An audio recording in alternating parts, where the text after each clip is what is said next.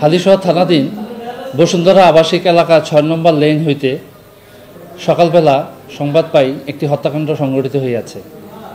তৎক্ষণাৎ আমি এবং আমার তদন্তসহ আমার একটি চৌকস দল সেখানে উপস্থিত হয়ে দেখতে পাই যে স্ত্রী কর্তৃক স্বামীকে হত্যা করা হইয়াছে। সে ছিল তার চতুর্থ স্ত্রী। তারও মতে সে পঞ্চম বিয়ে করে। এই পঞ্চম বিয়েকে কেন্দ্র করে তাদের মধ্যে কথা কাটাকাটি এক পর্যায়ে তারা দুইজনেই বাসায় ছিলেন, একসাথে ঘুমিয়ে পড়েন। রাতের বেলা দা দিয়ে তার স্বামীকে ঘাড়ে 3টি কোপ এবং হাতে কোপ দিয়ে মোট 5টি জখম করে। সংবাদ পাওয়ার সাথে সাথে এলাকার লোকজন জানার পরে আমাদেরকে জানান। আমরা তৎক্ষণাৎ সেখানে উপস্থিত হই এবং ভিকটিমের সুরথাল প্রস্তুত করে আমরা পোস্টমর্টমের জন্য প্রেরণ করি।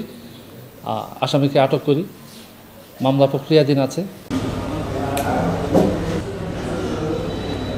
আস্তে আস্তে নামেন গাড়ির পাশে যান।